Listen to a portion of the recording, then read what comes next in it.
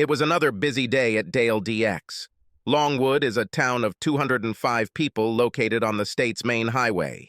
By all accounts, the place was about to succumb to an influx of big box stores that would put me out of business. But it was still generating enough profit to keep the wolves at bay, pay my employees a decent salary, and put some money in the bank for a rainy day. I had a regular clientele of locals and an endless stream of hunters and fishermen. Before owning Dale's, I worked with my father for over 15 years in the medical equipment trade, a fairly lucrative field. And when he died, I thought I could take his place, representing half a dozen or more companies. In their collective infinite wisdom, I wasn't old enough at 34 to know what I was doing, despite the fact that I had been doing the lion's share of sales for the last 7 or 8 years. After all, as my father said many times, just follow the money. There were deals being made behind closed doors that I could have spent a lot of money challenging. Since my mother was gone and my brothers and sisters were gone, I decided to hell with them and the ship they came on. I sold everything that could be sold, including my parents' house, my apartment, and the building my father built for work over 30 years ago. I didn't leave with little money, but I didn't leave poor either. Since my parents' office building and house are located in prestigious areas of the city, they brought in a lot of money, so my house was sold at market value. I saved a few pieces of old furniture that I wanted, 3 generations of antique china that had passed down to my mother from her mother, and I auctioned off the rest, including their 2-year-old caddy. Considering that I could buy a 7x12 dual-axle enclosed trailer for a little more than double what it would cost to rent, I decided to buy the trailer and then hit the road. 7 hours later, I turned onto an old logging road that led to our hunting lodge west of High Ridge, a town of about 1,800 people. When I arrived, it was well past noon, and I had enough daylight to unpack the essentials, turn on the lights on the stove, water heater, and furnace, turn on the water, and unhook the trailer. I checked the record tank and decided to call to have it filled the next day. The tank showed 30%. But I didn't want to forget and use up fuel. It was late autumn, which meant the days were pleasant, but the nights were chilly. I didn't have room to store everything in the house. There were no rental stores in High Ridge, so I headed south to downtown Lake Junction County to find rental storage space. Lake Junction was home to the county courthouse, sheriff's department, and regional hospital. After driving 43 miles to Lake Junction, I had to pass through a small town called Longwood. A sign on the outskirts of town said the population was 205, mostly old houses, a few new ones, a tavern, and not much else. I drove through town for years when we went hunting, and until the DX gas station grocery store came downtown 9 years ago, the blue and white sign still hanging out front was the original China. When the owner died, no one wanted to buy the business. It was empty after his death. His children owned it, but they lived 6 states away and never came back to Longwood after they graduated from high school and moved away. On my way home, I stopped at the log cabin in Longwood for lunch. The older waitress recognized me and sat next to me, and during our conversation, I asked about the old station. She told me about something the kids owned and wanted nothing to do with it, but couldn't seem to get it to sell. She had the impression that it was overpriced. Over the next 2 weeks, I was able to find out the phone number of my older brother, a tough lawyer from the South. He didn't want to go north, so I told him I'd go south. A day and a half later, I was sitting in his office, drinking coffee and chatting. When I started talking about selling the establishment, he threw out a ridiculous number. I laughed at him. "You don't want to sell it, do you? This property isn't worth nearly what you're asking for." He glared at me. "No one has the money to buy this dump anyway, so who cares? I'll continue to write it off as a loss every year." I leaned forward. "How much would you sell this for if you could get cash? No fuss, no fuss, no checking, nothing but a title search and a receipt once the search is complete." I think he thought I was blowing smoke up his ass because he laughed in my face. "I guess you're going to try and tell me you have that kind of money." I stood there wondering if I should tell him to go to hell, but instead I leaned over his desk and said the number I had in mind. He leaned back in his chair, blinked a few times, stuttered, muttered something under his breath, and stood up, holding out his hand. "It's a deal, mister. I want half today and the rest after the title search is complete and the legal paperwork is completed." Now I was angry. "Fuck you. 10% down, which is normal for serious money, the rest after finishing the rest. Like it or not, I'm leaving home tomorrow morning." I was just about to close the door when he shouted, "Wait, come back. Get out your checkbook. 10% and I'll start the paperwork tomorrow." From that moment on, everything else was completed using electronic signatures. 3 weeks later, I sat in the title office and completed the transaction. And a week later, I had the document in my hands. There was once a gas station, a small grocery store, a small auto repair shop, and, in the 50s, a Dodge dealership. At the time of the old man's death, only the front of the store was open. No one had been in the back of the business for ages. At closing, I was presented with a set of over a dozen keys. The title company didn't know what they were for, and I damn near threw them away, but decided against it. I was walking around the place, figuring out what was trash and what could be salvaged, when I came across a heavy metal door with the largest padlock I had ever seen. Heading to the truck to get a set of keys, I tried key after key with no success until I found the second to last one. The lock clanged open, and I walked into the Americana Museum. There were gas pumps from the 50s and 60s, an old Dodge pickup truck, what looked like a Model T on blocks hidden in a dark back corner, a dozen or more balls for the top parts of old petrol pumps, and then in the small room at the back, the most exciting find. 2 visible glass pumps in good condition, one with a Texaco top, the other with a Phillips 66 top. Next to them sat a Model 38, a vintage Sinclair Globe gas pump. On the shelves, which were mostly rotted away, were old wheels, old wide white rubber tires, shelves of old parts, and a vintage brass Brunswick cash register. I was so excited I could wet my pants. I valued what I could see on the surface as worth what I paid for the place. If his smart kids had done a little homework and didn't think their old man was crazy as fruit pie, they would have realized it was a gold mine. Then I made the decision that I was going to reopen this place. I was going to start small and build it up. The first wave of realism hit me 3 days later. Early snow fell just over 5 inches thick. I made the decision to install a plow on my F-250 as soon as possible, and 6 days later, as I drove out of the lot, I thought to myself, let it snow. At least now I had the opportunity to take it out. I spent the first 6 weeks going through and cataloging everything, deciding what I wanted to keep and what to auction. I found an antique car parts store online that was willing to buy original Dodge parts, most of which were still in the boxes. They, in turn, bought rims, one of the 1950s gas pumps, and 2 globes. People in town initially thought I was crazy for buying what they called a dumpster, until word spread that it had been sitting in backyard storage for decades. On the day of the auction, there were over 300 bidders registered on site. By the end of the day, after paying commissions to the auction houses, I had still collected more than I paid for the property. Shortly after I discovered my gold mine, a hotshot lawyer suddenly wanted more money, claiming that I had defrauded him. I hired a lawyer, no less famous than him, and everything was done within a week. Slippery idiot. He's had years to look at this place and decided not to. In his eyes, his old man was a fool for living in this provincial town, the same one in which the lawyer was born.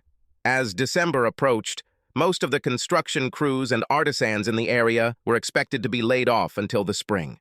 I took advantage of this and hired the people I needed to completely gut, rewire, replumb, and remodel the front of the store. In the process, I had a small apartment built behind the office, large enough to fit a bed, shower, small kitchenette, and sitting area.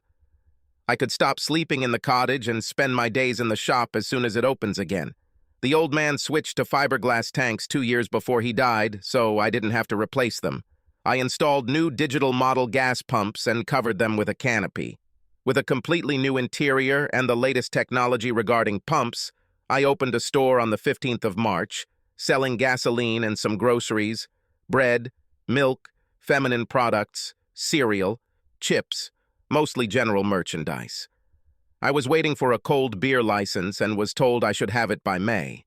For many years since the old man died, the common thinking was that Lake Junction was 30-odd miles away, and High Ridge was a little less than 20 in the other direction. No one would want to stay in Longwood. They were wrong, with locals, diesel-hungry logging trucks, and countless hunters. I had no problem keeping the doors open. I opened at 6 and closed at 9. I did everything myself. By the 6th week, I realized that I would need help to keep up with everything. So I put a sign on the door that said, "Part-time help wanted," and left it at that. The lady who had filled up several times and bought milk several times asked if I was still hiring after paying for her fuel. I nodded yes. "My name is Iris. I worked here until Horatio died. Everyone knew him as Harry anyway. I worked for him for 5 years.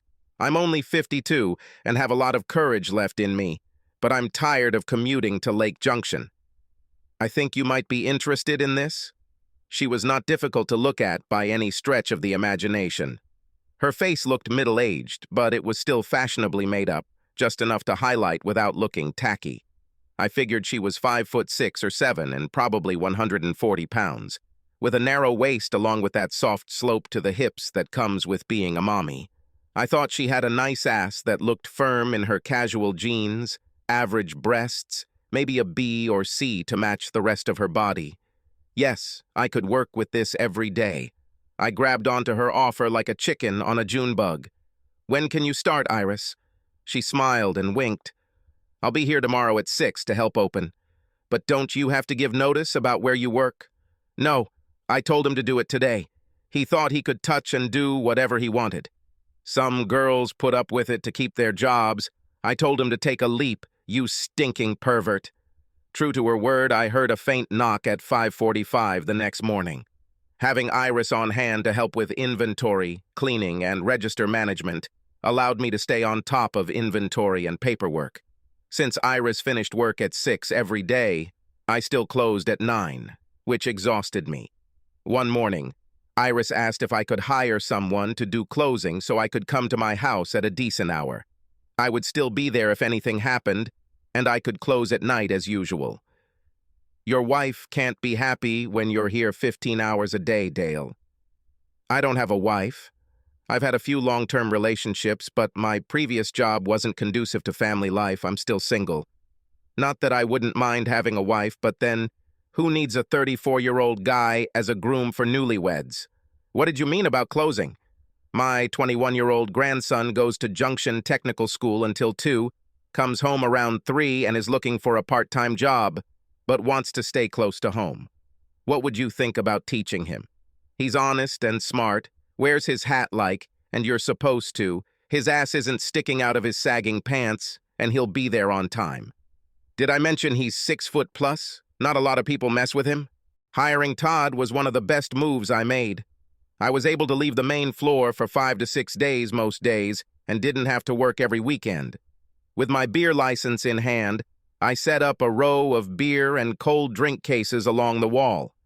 I opened up the rest of the front section and installed a cappuccino machine, 3 digital coffee machines, and a wider range of products. I had no desire to compete with the local diner. I spoke with the owner, and she saw no reason why my selling custom-sized pizza would affect her loyal following. By midsummer, it was time to implement the next stage of the Dale DX project, a small kitchen with enough space for pizza preparation, as well as a built-in refrigerator and freezer. I can now store small amounts of fresh produce, cheeses, bacon, simple items like this, and add extra containers for pop and juices. Iris and I were pseudo in love with each other, flirting and making bold statements to each other. There was a sexual tension between us that couldn't be denied. On Friday morning, everything came to a boil. The early crowd came and went, the other 2 employees were busy in their stations, and I was on my knees stocking items behind the counter next to the cash register. When I stood up, I found myself face to face with Iris, who had just approached, our faces only 3 inches apart. Looking into each other's eyes, it was obvious to both that there was something more going on than flirtatious play. We quickly moved away from each other, looking a little embarrassed. Over the next week, we tried to avoid each other, feeling awkward, trying to be nonchalant when in fact we were a bundle of nerves when we had to work together. On Friday afternoon, I talked about the trip to Lake Junction the next morning. Iris immediately asked if she could come with me. When I stared at her, she said loud enough for only me to hear, "I will behave myself." This is followed by a passionate wink. I spoke no louder than she did. "What if I don't want you to behave?" Iris smiled, patted my chest and said, "Then I won't." She turned and left. As she was finishing, I called out from the office, "I'll pick you up at 8. We can go to the diner for breakfast before we leave town." Breakfast was quick and simple. Scrambled eggs, toast, bacon, and coffee. On the way into town, she did most of the talking, and it seemed more nervous chatter than anything else. We did our shopping, bought everything we needed, went to lunch at a Mexican restaurant she liked, and headed home. Our conversation on the way home was more substantive. Iris talked mainly about her ex-husband. He was a truck driver who was also a Don Juan. Said it took her years to figure it out, and when she did, she took every penny she could get from him. When I dropped her off at the house, I helped carry her bags and commented on how something smelled delicious. "I made a beef, carrot, and potato roast in the slow cooker before you picked me up this morning, and I can imagine how it was so tender that it literally melted in your mouth. Why don't you have dinner with me, Dale? I'm tired of eating alone. Say, at 5 o'clock? I nodded and left. After unloading my junk, I wondered if I should change my clothes and look a little more presentable when I went out to dinner, deciding that would be a good idea. I showered, shaved, changed into nicer casual clothes and went to Iris's. She must have had the same idea. Her hair was freshly styled. She didn't wear makeup during the day, but she did it then. She was wearing a bright red cotton dress with yellow flowers and sandals. As good as Iris looked on the outside, I found myself wondering what, if anything, might be underneath that dress. I helped her clean the kitchen and wash the dishes before we moved to the couch in the living room. By this point, the tension of passion between us was almost palpable. There was no denying that we were both thinking the same thing. It was Iris who took the bull by the horns and broke the ice. "Okay, Dale, you want to be a gentleman and not pushy, but it's obvious that we both want the same thing. We're horny, and we want to make love without commitment or consequences. I'm not looking for a relationship, holding hands, or telling everything to the world that we're in bed together. No pats on the ass at work, no secret glances, no whispers in the hallway, no secret flowers delivered from a fan and the like. I'm a 52-year-old woman with needs. You're a 36-year-old man with needs. I don't have diseases, and I'm damn sure I can't get pregnant. Why don't we stop beating around the bush and please each other?" I was curious. "Are we going to kiss, or just have sex?" "Straight to the point. I like this, Dale. I like kissing, but you don't have to. I think it adds intimacy. It's all up to you." I pulled her towards me and kissed her gently. Iris was a good kisser. Soft, full lips merged with mine. Her hand on the back of my head pressed me to her lips. I lifted her chin. "I don't have to kiss, but I like to kiss. I want there to be a certain level of intimacy, not just two animals breeding. I don't need a relationship to respect you, and I certainly don't want... You thought we somehow belonged together if we slept together. Next question, do you want to do things here or somewhere else?" Standing up, Iris took my hand and pulled me up. In my bed, at least for the first time. After that, anywhere in the house. And one more thing. When we finish, everything is over between us. No longing, no blues, no despondency. We have fun. And when it's all over, we smile and leave. In 2 weeks or 2 years, the rules will remain the same. Do you agree? I smiled as I pulled her down the hallway. I agree. I took off my shirt when she turned her back to me. Unzip me. Pulling the dress off her shoulders and down, I was pleased with what awaited me. An ordinary woman who seemed to radiate sensuality in her light blue bra and colorful lace cotton panties. They were quite free. I reached up to caress her breasts through her bra, leaning in for another kiss. "Do it right. Take off your bra." When her bra fell to the floor, I was happy with her breasts. They were in good shape. I looked at the areolas. They were a nice, round, light brown variety, measuring at least 2 inches across. Pushing away, Iris told me to get rid of my pants and underwear. Sitting on the bed, I could not take my eyes off the most perfect woman I had ever seen. The hair was long and thick, but the V-neck was not very wide. Her breasts stuck out. Gently taking me by the ears, she guided my face forward towards her legal breasts. Iris held my head tightly to her chest. We made some very tough love, which left us exhausted. When it was all over, she flopped forward on the bed, looked around, and reached out for me to lie with her. She fell asleep when I stroked her face and hair, and 5 minutes later she opened her eyes and reached out to kiss me. This went on for almost a year, during which time she flew to Kansas City to meet an old friend, whom she said she would probably sleep with, but would force him to wear a condom. Iris also told me that I should contact a recently divorced waitress at the diner, who confided to Iris that she really needed to make love, but she didn't know anyone who would keep her mouth shut. I told her to give you a try. She's not looking for anything more than a 1 or 2 night stand. She's moving in 3 weeks and is so horny she's about to go crazy. I told her not to do anything stupid with a local who will show off on the whole city. She will most likely call you. Which is what she did. We dated twice before she had to leave and Iris came home. Upon returning from Kansas City, role-playing games were no longer so exciting for Iris. She liked making love, and that was all that was required of her. We christened every room in her house, several times, and every room in the store, including the built-in refrigerators. For some reason, screwing it in the freezer didn't appeal, even the super-quick whipping up. Iris let me know when she was excited, speaking so only she and I could hear. Mommy needs a treat. Our time in each other's bed was coming to an end, and somehow we both knew it. There was no awkwardness between us that night. After we finished our extended hookup, we made love and slept and made love and slept all night in 3 different positions. This was something we rarely did. When the morning came, we both knew it was over. Iris smiled and patted me on the cheek and said thank you for giving her a ride that she never thought she would have at her age.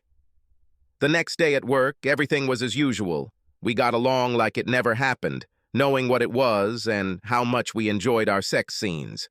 Every now and then, Iris would smile at me, come here, and I would smile back, shake my head, and walk into the office. I first noticed the young lady on a Saturday morning, her and her little girl, who I assumed was 4 or 5. After she left, I asked Iris if she thought the lady might be a tourist. No, not a tourist. I believe she is the person hired by the county to oversee the Forestry Museum and welcome people to the hospitality center with maps, points of interest, and of course, the old plants department. Who knows? Maybe she is the one who finally tamed your unruly ways. I'm damn sure not. I don't think so, Iris. She looks pretty young. She's probably supposed to be in her 20s. Longwood was a thriving logging town in the late 1800s, when lumber barons' company clear-cut 300- and 400-year-old trees to supply timber for a rapidly growing immigrant nation. No one knows why, but an area of just under 9 acres of old growth was completely bypassed.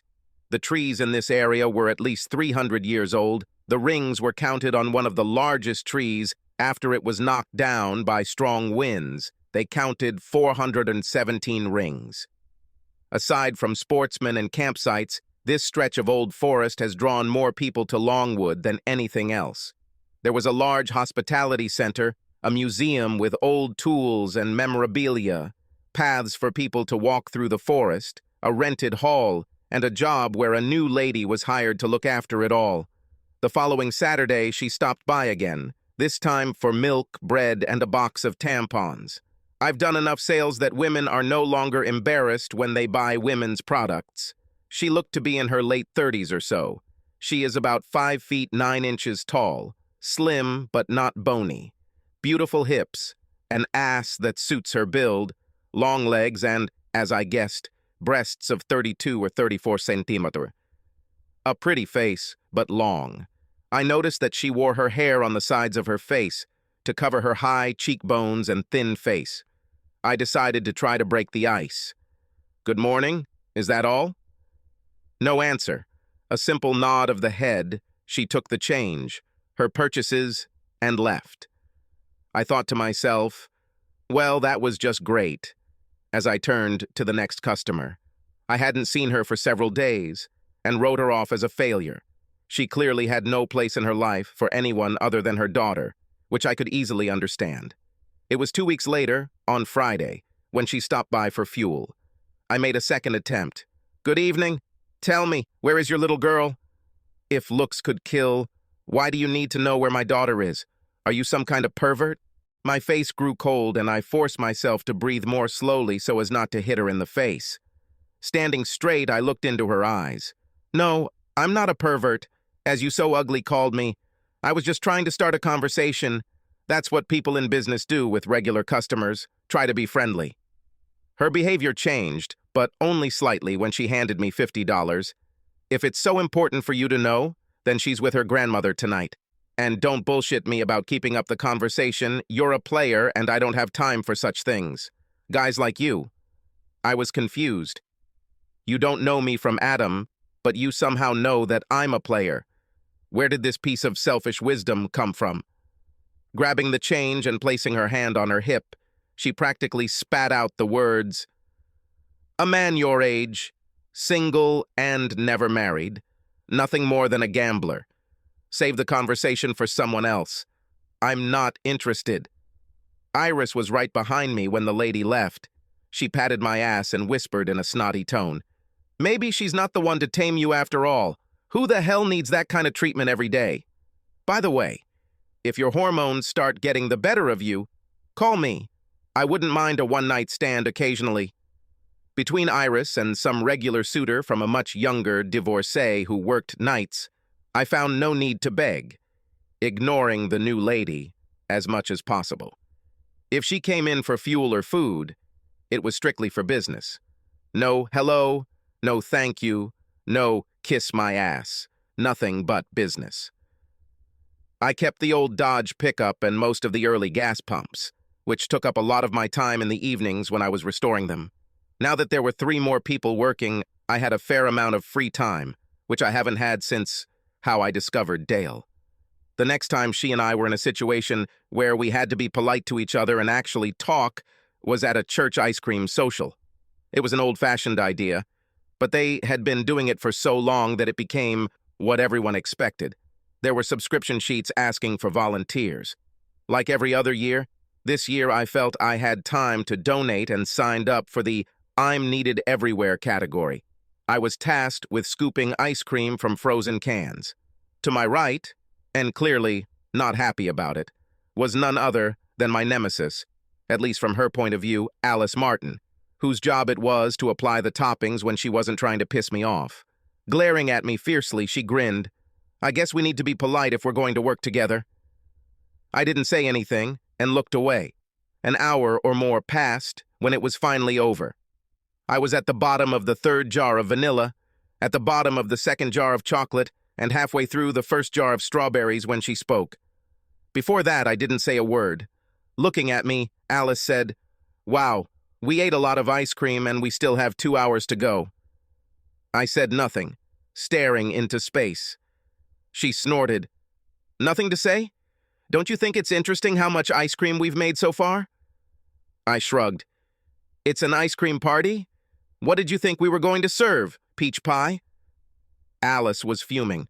I swear there was smoke coming out of her ears. At the end, I was cleaning up my area when I overheard her talking to the priest's wife. I don't know how I got stuck. Working with Mr. Casanova of all people, I have enough problems in my life to raise a daughter on my own without having to work with the city player. I wonder what marriage number he was in before moving here. Mrs. Franklin looked at her sternly.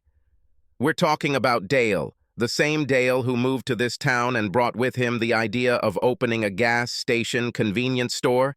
The same Dale who never married and, of course, isn't the #1 skirt lover in town? Is this the one?"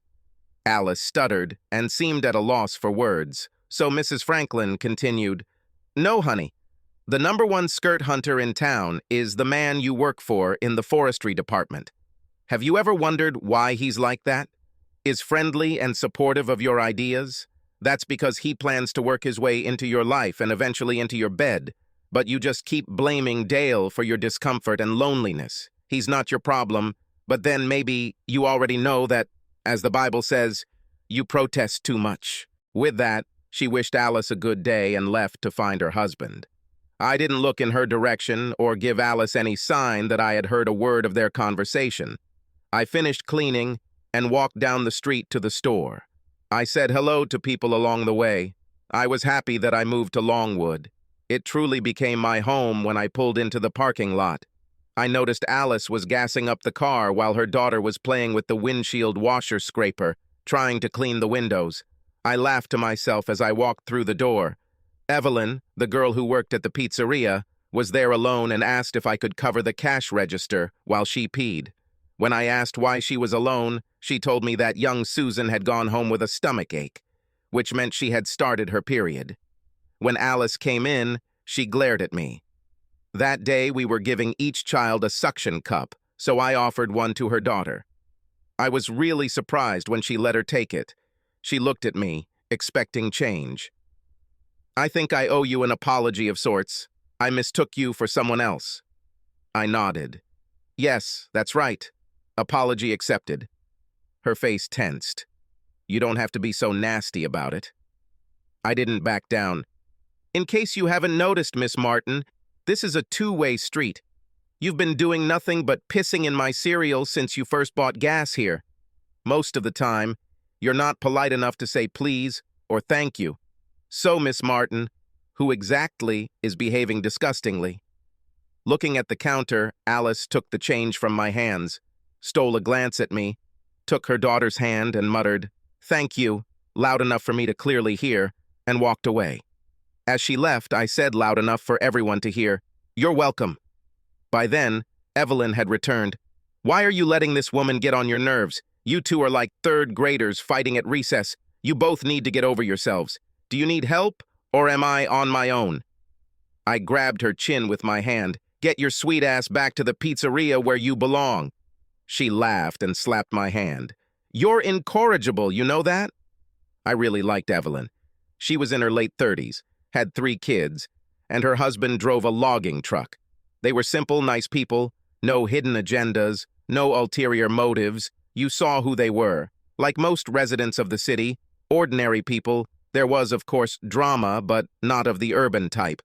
It didn't take long to realize that the worst thing about being in a small town was that everyone knew you. But that was also the best thing about being in a small town. Everyone knew you and cared about you. I stayed in Longwood long enough to realize the third phase of the business. There was no auto mechanic in town as such. He was more of a sledgehammer mechanic. Only the most desperate turned to it for anything. Otherwise, it was one of the large cities nearby. The elevators in the 2 service bays were still working. They just needed to be tested and certified. I bought a decent tire change station and balancer at auction. Then I found a retail tire store in Lake Junction that would sell me tires wholesale plus 5%. Wanting to leverage local talent as much as possible, I reached out to an auto mechanic instructor at Lake Junction Technical School in search of a top-of-the-class student. Luckily for me, it was a guy who lived 6 miles from Longwood. I call him a kid. He was 27 and had served in the Air Force for 4 years, working in a car park. He attended a technical school to obtain state certification. Given that he would graduate in 6 weeks, I hired him on the spot. Having been married for several years and his wife for 7 months, he was thrilled to have a job so close to home. One thing I knew for sure, with a wife and child on the way, he would be on time for work every day. When you have such responsibilities, you don't often go to parties. The irony of his hiring was unknown to me for the first 2 months. While he was working in the store, I noticed that he was selling new tires to Alice Martin and made a stupid offhand remark to her. He looked at me strangely, but continued working. At the end of the day, he knocked on my office door.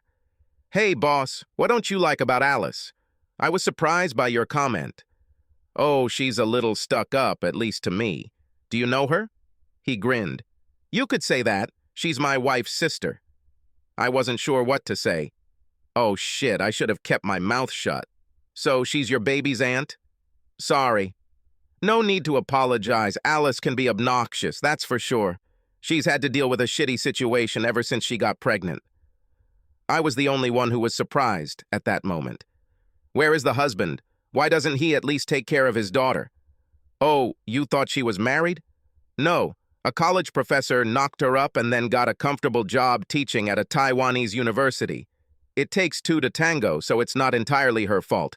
But she was left to raise Amber alone. Her father never even hasn't seen his daughter. And if Alice has a say, he'll never do it. I wished Andrew good night and told him not to bring our conversation to Alice. I needed to rethink everything. Maybe I misunderstood her. Maybe I wasn't as kind to her as she was to me. She was attractive, had a beautiful body, and a beautiful smile when she allowed it. Under the right circumstances, we could get along. I saw her at a gas station 2 weeks later on a Friday night. Thinking that I could try to melt the ice, I asked how the new tires worked, giving me a look that said, "Are you a fucking idiot?"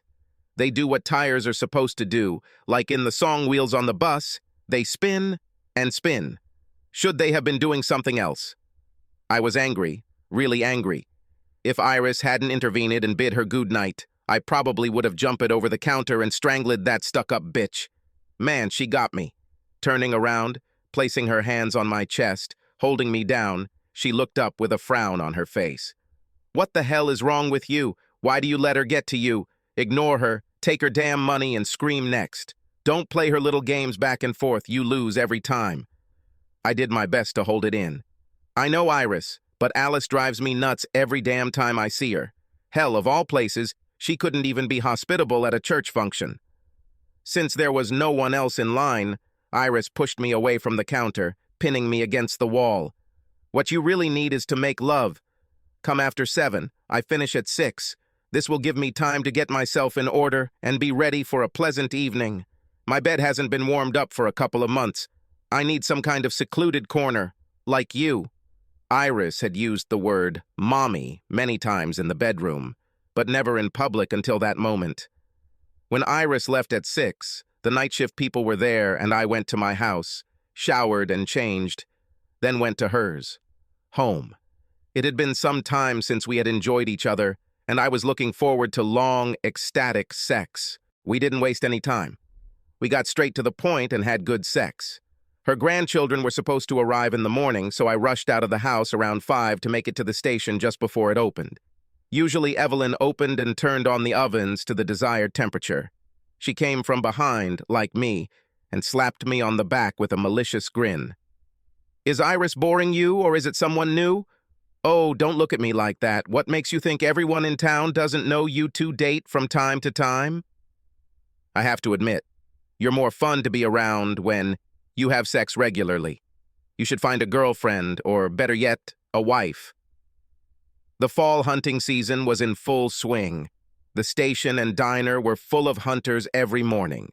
During the 2 months of fall bow hunting, followed by 10 days of bow hunting season, we sell more baked goods, coffee, breakfast sandwiches, and pizza than the rest of the year.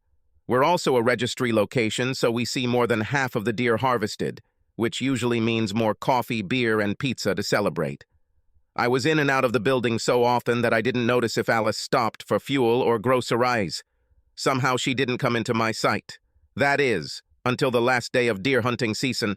I was weighing a good CZ buck when she approached me. You should be ashamed. What did that deer do that made you want to kill it? Another unpleasant situation when I wanted to punch this stupid fool in the nose. First of all, it wasn't me who shot. It was that 16-year-old guy next to the truck, and this is probably the proudest moment of his life so far. Why are they shooting at them, you ask? Because if you don't take them away, the disease quickly takes over the herds and destroys them. It's better to deal with it through controlled hunting than to let them suffer. Have you ever heard of chronic wasting disease? Of course not. So why don't you run out and find some sycophants with whom you can sympathize? Did I mention that this woman is driving me crazy? Turning on her heel, Alice grabbed the little girl's hand as she stomped off to her car, flipping me the bird as she went. I clearly heard her daughter scolding her, "Mom, this is a bad thing." I chuckled to myself as I walked back inside from the cold wind. Iris looked at me with her puppy dog eyes.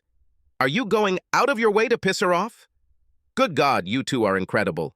Either give her the salami or leave it alone. Being the smartass that I am, I replied.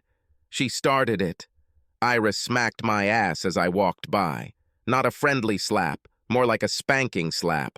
Yeah, it's a grown-up thing to do, blaming someone else. Nobody said you have to argue with her, you just can't help it, can you? My 3-year-old grandson sometimes acts more mature than you. It was starting to be one of those days when you're a bug and not a windshield. It wasn't even 9 in the morning and I had already angered the client and Iris. Yes, this will be one of those days. Crap. I resigned myself to staying outside to register the deer before I screwed up anything else, as there would be a lot of registration on the last day before heading home. It was just after 7 when I dressed the last deer. I was hungry, cold, and in need of beer. To my utter surprise, Iris was waiting for me in my small, economical apartment with a hot meal and a cold beer. You look like you need a soldier in the wings. I hope the venison stew is good. Teddy Marin brought some meat and tenderloin this afternoon. They should be nice and tender by now. Sit down. Let me feed you. Once I was warmed up, she asked if I wanted some physical attention. Who am I to refuse such a beautifully worded offer? It wasn't a fuss with heavy breathing and bodies touching. It was slow and gentle, 2 people pleasuring each other, satisfying the other's physical needs. We finished, cleaned up, Iris left, and I fell asleep at 9:30. Being outdoors all day definitely promotes good sleep. My brainchild was making pretty good progress leading up to and during the holidays. Hunters have been replaced by snowmobilers and cross-country skiers. A different crowd, but they spent the same amount of money as the hunters. While waiting for them to arrive, I ordered a small selection of wines and a few exotic cheeses. The only people complaining about the limited selection were the ultra-arrogant ones. I did not care. I took their money with a smile on my face, laughing all the way to the bank. Due to the large number of people in the city, there has also been a surge in car repairs. They drove for as many hours as they wanted and discovered that something was wrong with their car. Andrew was working overtime almost every evening and weekend, and he finally came over and asked if I would consider hiring someone else to help fill in the gaps. If I had someone to sell and install tires, change oil, and just tune up, I'd have plenty of time to do everything else without having to work every weekend. My little girl took her first steps last Saturday, and I missed it. I can't keep doing this, Dale. I agreed and posted an ad online in Lake Junction looking for help with classifieds. 2 mornings later, a woman in a 1950s Ford pickup parked outside and walked in. I'm looking for an owner. I want to get a job as a mechanic. Iris was on the counter. I stepped aside and took inventory. I couldn't be left without chocolate bars. I looked up when the door rang. She was of average height, average build, blue-black hair braided in a long braid going down her back. It was obvious that she was someone who had grown up on the reservation, pretty as anyone would look, easy to look at. Iris pointed to me and took care of the next client. Holding out my hand to her as she approached, I took it in mine. Nice firm handshake, I like it. Her hands weren't soft and sticky. There are greasy stains on the fingers that disappear over time. Stepping back, she smiled one of her cautious smiles. Good morning. My name is Shining Star. White people call me Star. I would like to apply for a mechanic position. I am SAE certified and can start working as soon as you want. I thought for a second, reached for her hand again, and turned it over, studying it carefully before letting go. Come sit with me. I'll buy you some coffee. One of the pizza girls heard me and asked what kind of coffee she preferred. Black straight. Looking at her, I saw that her forearms were heavily stained with ink, but only because her sleeves were rolled up above the cuff. You say you have a certificate, and I don't doubt it. But what makes you think you want to work in a small store like ours? I've been working at Northland Chevrolet since I left the technical department 6 years ago. I'm not on the reservation, and I'm used to opening a place instead of the city. I mostly changed the oil, tires, did minor tune-ups and the like. 2 things were against it, so I could do more, even though they denied it. I'm a woman, and I'm from a reservation. They used to call me a squaw. I'm not sure I can promise you anything more challenging if you work here. It's a nicer atmosphere than you described, and there's some overtime. If I hire you, when could you start? Without the slightest hesitation, she answered, Monday. This got me thinking, what about 2 weeks' notice? I won't need it. Friday is my last day. I was tired of the owner's nephew hitting on me and making sexual remarks all the time, so I started carrying a digital voice recorder in my pocket. When I thought I had enough evidence to cut him off myself, I contacted management. They fired not only him, but also me, saying that I was toxic and caused a commotion in the store. So, if you can clearly see how to hire me, I will come on Monday. Anytime you say, I won't ask for references, but could you bring me a copy of your certificates? If so, be here by 7. Come with me. I'll introduce you to Andrew. We had just entered the store when Andrew stopped what he was doing and walked towards us, smiling all the way. They extended their arms and hugged each other tightly. Star, I'm so glad to see you. How long has it been? 6? 7 years? Hey, Andrew, at least 7, maybe more. Hey, is your grandpa still alive? He taught us a lot about cars. Dale, you won't believe her grandpa's name. His name is Jonathan Kills 10 Men. No shit, he didn't kill anyone, but someone in his family did that a long time ago. My senior year of high school, I worked with him and Shining Star at his auto body shop in High Ridge. Have you applied for the position? I did it, and I'll start on Monday when I bring my certificate. Yes, Grandpa is still alive, still tinkering and showing up at the workshop several times a week at the age of 96. He'll probably die with a wrench in his hand. When word got out that Dale had 2 full-time mechanics, we started recruiting from all over the county, because being in the middle meant people didn't have to drive 40 miles for service, oil changes, or tire changes. Some log haulers asked if I would hire a diesel mechanic and offer truck service. After talking to Andrew and Star, we decided that this was too specialized a venture and we should let it pass. They still bought most of their fuel from me, so it wasn't a total loss. With everything going on, I didn't pay much attention to whether Alice was around or not. One evening, I was in the short hallway of my apartment, watching the comings and goings for a few minutes, when I saw her walk in with some guy. They seemed awfully friendly and familiar with each other. They weren't holding hands, but they were definitely used to being together. An elderly lady named Rachel, who only wanted to work in the evenings, was on duty that evening. I asked if she knew who this guy was. Oh yeah, I know him. His name is Kevin. I had him in 3rd grade. A snotty, bossy kid. His late father was the president of the old Lake Junction Community Bank before it closed. The guy thought the city, they own it. He went off to college and came back to start a real estate business with a huge loan from his dad's bank. He sold enough real estate to pay off the loan, but he hasn't been doing so well the last 4 or 5 years. I found myself thinking, why would that be? The real estate market seems to be pretty strong right now. Oh, that's right. Unless you're just trying to sell recreational properties, once Kevin paid off the loan, he decided he wasn't going to focus on anything other than luxury properties. He has several shares worth over $1 million. As far as I know, he's only sold 3 properties in the last 2 years, and while the commissions are high, you can't live on them forever. No, I think your Mr. Kevin is in for a rude awakening. I walked away, wondering if Alice knew what she was getting into with a relationship like this. At the same time, I was glad that she found someone she wasn't constantly annoying.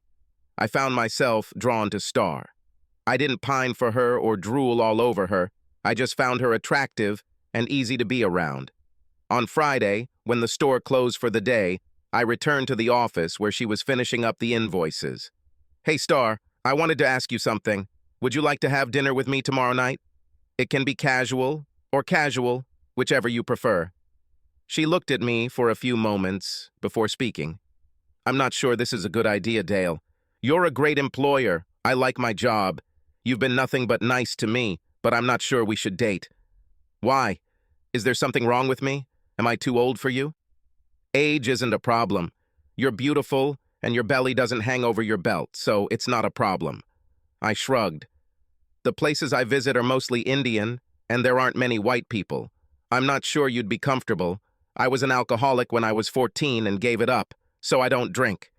To be completely honest with you, I'm not looking for someone to crawl between my legs. That's not what I want right now. I was a little like, okay, I can respect that. Thanks for being honest. Have a great weekend. The more I thought about it over the weekend, the more I felt like I had to try again. I wasn't necessarily looking for a fuck buddy. If I was desperate, I knew women who would fit the role for a night or two. I was looking for someone to build a relationship with and see where it would take us. Yeah, I was going to post it and see if she might change her mind. Full of ambitious expectations, I returned to the service bays after the Monday morning rush. Star waved at me, as did Andrew. Star had her car on a lift for an oil change, and I went underneath and asked her to come to my office when she was done with her business. A look of concern appeared on her face. I assured her that everything was fine. I just needed to talk to her. Sometime later, there was a knock on my door, followed by Star. Open the door a crack, Star. Yes, leave it open an inch or so. I'd like to get back to the conversation on Friday. What if I didn't expect you to drink, or go to places where you're uncomfortable, or try crawling between your legs, as you say? Would you agree to invite you to dinner? You could almost see the wheels turning in her brain. As much as I like you and the job here, I'm willing to quit and go somewhere else if dating you is a requirement for a long-term job. And it's not about you. Dale, I'm just not ready for a relationship. I'm sober, drug-free, have a good job, and don't want a boyfriend at this point in my life. I was disappointed, but I understood even more when she continued. I told you that I was an alcoholic teenager and smoked a lot of marijuana. When my mom died, I was put into foster care. She was a white lady, but she was kind and truly cared about me. She helped me get sober, quit weed, got me into tech school, and even helped me get my first job. I lived with her until I got that job. This is the first time I was on my own. I love this feeling of independence. Sorry, Dale. There is currently no man in my future, including you. But you'll still work for me, won't you? I don't want to lose you as an employee. We can be friends, I think. There are a lot of ladies. It just so happens that I'm attracted to you, but if you're in the wrong mood, so be it. I extended my hand to shake hers. Friends. Star smiled as she stood up to shake my hand. Friends. Thank you for supporting me and understanding. It's time for me to get back. There's still a lot to do. I spent a short season in this state. I saw Alice from time to time. We were still barely polite to each other, but at least we weren't in constant arguments anymore. As the weeks went by, she was with Kevin, what's-his-name, less and less, which made me wonder if our relationship had fallen apart. With the arrival of spring, fishermen and their bored wives began to appear on a regular basis, many of whom wanted male companionship to replace their husbands who ignored them. I stayed away from young married women who were either looking for one last fling before settling down and becoming a mom, or who wanted revenge, sex to even the score at the table after discovering that Mr. Perfect had cheated. They were too trusting and frivolous. I was afraid to ruin their marriage. What surprised me most was the number of older women looking for a little fun on the side. They were not disappointed by their passion and were not looking for a new lover. They already had one. They sought a roll in the hay to ease their sexual frustrations, while Bubba and his buddies sat on the water, drinking beer and fishing every free minute. Their ages ranged from 40-somethings and older. One was 62, the most energetic 62-year-old woman I had ever met. Her husband rented a cabin for 2 weeks and was on the lake from sunrise to sunset, while his wife was in bed with me every other day. I loved her confidence and sense of who she was. There were no hidden agendas with her. He was up north to go fishing. She was up north for some time on the side if that presented itself. She was a sexy little thing, unlike most ladies her age who wear what they call comfortable, supportive underwear. She was the epitome of sex and sparkle. On the outside, she was wearing blue jeans and a loose blouse or sweater. Underneath, she was, "Take me home and pick me up," in every sense of the phrase. Sometimes she wore a girdle and stockings, Other days she didn't. Always thin, sheer bras that tended to highlight her withered flesh towards the center, creating a lot of cleavage. I thought her breasts would sink and sag. As I watched her take off her bra for the first time, to my delight, they sagged but remained protruding. She was as lively in sex as in life itself. I was really sad when she told me they were leaving the next day. It was a great 7-day run, and at the time I was hoping for the same thing next spring. I was at the diner in late June when Alice and her daughter walked in. It was full of people. I indicated with my hand that the 2 chairs opposite were free. She nodded and headed in my direction. As she approached me, I began to wonder why I did this. We had never done anything but disagree, and yet I willingly invited her to sit with me. Alice politely sat down and introduced her daughter Angel. I thought it was weird to name the baby Angel, but later realized it was a pretty common name. When my dish arrived, Lydia, the hostess and our waitress, looked at me strangely as she was ready to order. Knowing that Alice and I were polar opposites, she was probably worried that we might fight before the food was ready. Her daughter chatted on, as 7-year-olds do, and when she got to the point where she didn't like Mr. Kevin, her mother quickly intervened. "Darling, we don't talk about people. It's rude." "But Mom, he treats me badly." I gave Alice a funny look, as if asking, what is she talking about? "Kevin isn't very good with kids. It can be difficult at times. We get along wonderfully when it's just him and me. It'll take a while, but things will work out." I wasn't looking for a fight, but I needed to say something. My mother often said that the way a man treats his child is ultimately the same as how he will treat his wife. Not trying to start a fight, just, I'm telling you what she said before. "Thanks, I'll keep that in mind." "Oh, look, there's a table available. We'll hurry there. Have a nice day." As I was leaving, a tall brunette came in. I stepped aside, holding the door for her, and halfway there she stopped and looked at me. Not quite sure what to do, I stood there when she spoke and immediately knew who it was. "Is that you, Dale Schilling?" I smiled. "Betty Zindar, what a coincidence. How are you doing? We should probably stop blocking the doorway. Come have coffee with me." I asked how her husband was doing, why she was up north, how long she planned to stay, all the usual things. While talking to her, I noticed that Alice was looking in our direction while she was eating. It made me wonder why she obviously didn't care about me in any sense. Gerald is not here. In fact, he is not in my life at all, now sharing a cell with Bubba, the god of love. When the young girl he was checking out for sporting reasons told her mother what had happened, it became obvious that I wasn't the only one he gave free breast exams to. The consequences were violent.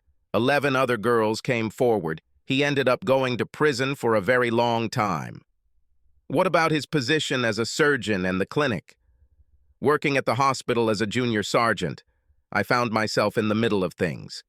I ended up quitting, selling the clinic, and cashing out everything we owned. I divorced him and decided to leave. Fortunately, we never had children. Tell me, you knew that some of the equipment you sold to the hospital was still there, even after the renovation 2 years ago? The guy who replaced you was a jerk. He completely lost it. Reaching out and touching my arm, she asked, "What about you? What brings you to this diner?" "I live here. I own and operate Dale's DX down the street." "Oh my God," I stopped there for gas. "I love how you decorated the interior with all the memorabilia. It must have cost a fortune to get all of it. It's all original." As Alice walked by, I caught her ugly look. I wondered what was wrong. We had barely said 10 polite words to each other since she arrived at Longwood over a year ago. To tell you the truth, Betty, they were all in the back of the building when I bought it. All I did was remove them. The DX sign is original too. I added stains to the post so it would be visible at night. You won't believe it. How many people want to buy these products at ridiculous prices? An old Coke machine in the back. The guy offered me $2,000. He was admittedly a little drunk, but if I said yes, he would buy it. How long are you planning to stay? Have you rented a cabin at the resort? Lydia returned to her food. and as she placed it on the table, Betty said, "Thank you, Lydia." Now I was completely confused. "How do you know Lydia?" "Because I bought this place last Thursday. I'm the new owner. The name will stay, and so will all the people. Just a new owner." Lydia agreed to stay for 6 months, but everyone else wants to stay a long time. I grinned and looked down, then up again. I knew Lydia had it on the market, but I didn't know it got any response. Well, we kept it a secret until everything could be sorted out. I'm 41, and I'm tired of being on my feet for 12-hour shifts, not to mention the shift part, which gets boring very quickly. I started working in the ambulance shortly after. I've seen enough sass and blood to last me a lifetime. My grandparents had a place near High Ridge that got me thinking about moving north, and here I am. Keep in mind, I don't know anything about the restaurant business, but Lydia and the others do. I'll learn from them. It was nice to talk and fun to meet an old friend. Betty was a beautiful woman in the 5'9" to 5'10" range, with long, natural brown hair and a slim figure, but not skinny. Overall, she was, as some would say, average. She would never be on the cover of a fashion magazine, but neither would 99% of the rest of humanity.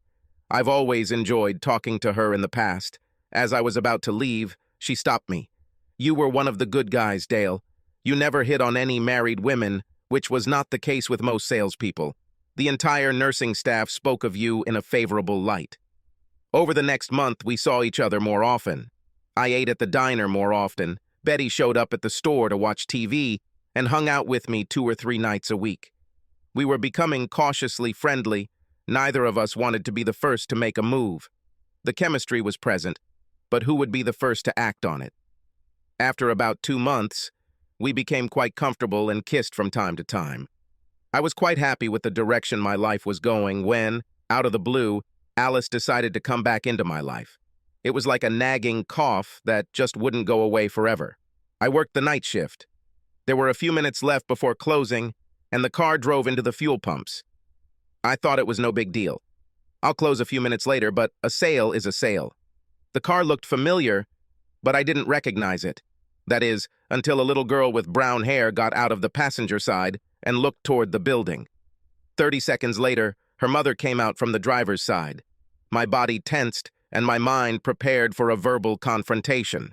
I could have avoided Alice for weeks, and here she was, as if the day hadn't been bad enough for me to have to deal with this woman.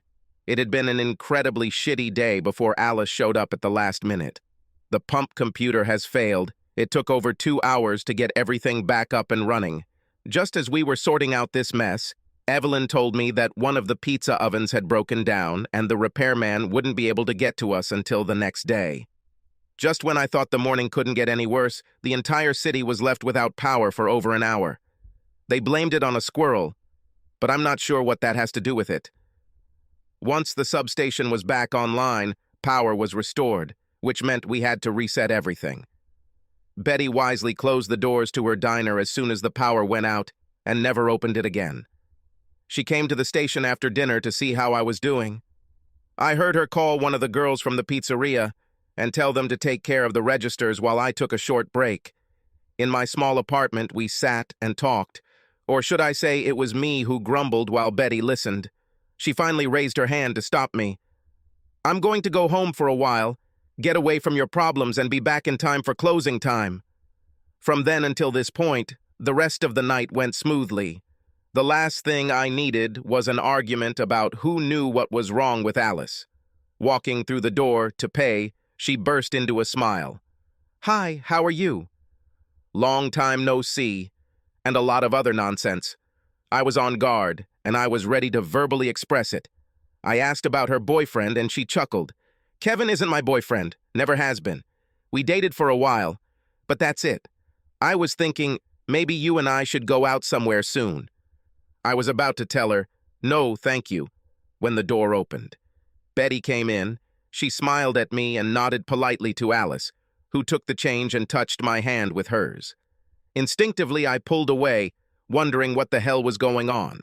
That's when Alice spoke again. "Then maybe we can call it a date. I'll call you and tell you what time to pick me up tomorrow night." I sat up straighter.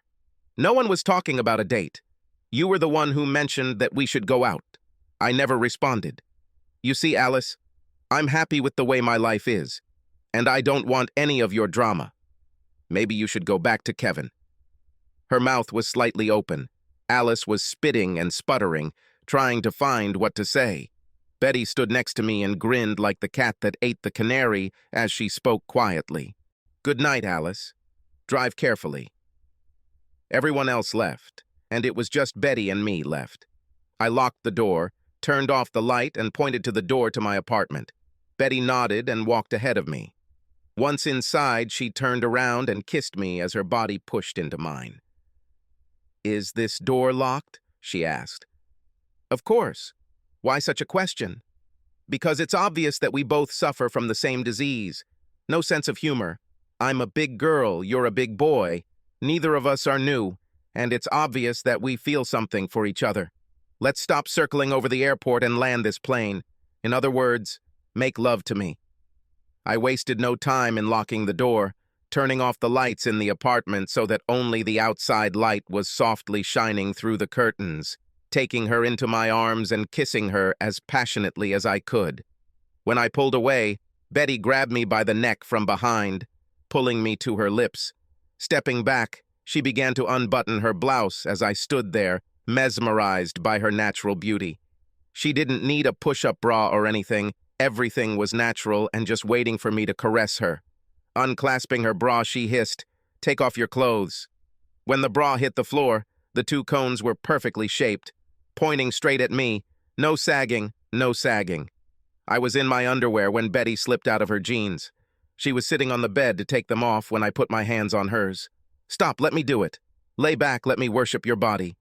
We took our time, enjoyed each other, talked quietly, and kissed a lot. I could hear her quietly muttering and asking what Betty was saying. "That's so good, Dale. My ex has never been so affectionate." We made tender love. When I lay down, she moved closer to me, wrapping her arms around me. "Hold me, Dale. He would never do that." We lay there for an hour or more, discussing our situation. It was clear that we enjoyed each other and wanted to stay together. Since she had a house, we decided that I would move in with her. We didn't run away and get married. Instead, we stayed together for about 16 months before tying the knot and heading to Fiji for our 2-week honeymoon. After all these years, we still live in the tiny community of Longwood. We own the diner and Dolls DX, but we no longer work for them. We have people hired to do those tasks. Alice? Things went from not too good to very bad. She allowed Kevin to persuade her to invest all her savings in his business, which went bankrupt less than a year later. She lost everything, including Kevin, who left immediately after the business went bankrupt. Alice and Angel eventually moved to a place where Alice could get better compensation. I felt sorry for her, but then again, she never listened to reason. Last I heard, Angel was a freshman in college, and her mother had a live-in boyfriend. Our long-term plans are to stay where we are. We renovated and expanded my grandfather's hunting lodge where it all started many years ago. Betty and I spend most of our time sitting on the porch or in the boat fishing for bluegill and walleye. Andrew mentioned buying me out. Who knows, maybe I will accept his offer. Star eventually met and married the perfect guy for her. They live on the reservation, where she and her husband own a full-service gas station with their 2 sons. I never in my life imagined that a trip to my grandfather's cabin all those years ago could lead to a happy, fulfilling life. But it did, and I have no regrets about ever leaving the thriving town I once called home. No, my place is in Longwood. Subscribe to our channel so that your second chaff doesn't cheat on you, and go ahead and listen to the next story, because this story is nothing compared to the next one. If you're under 18, don't even think about listening to the next one.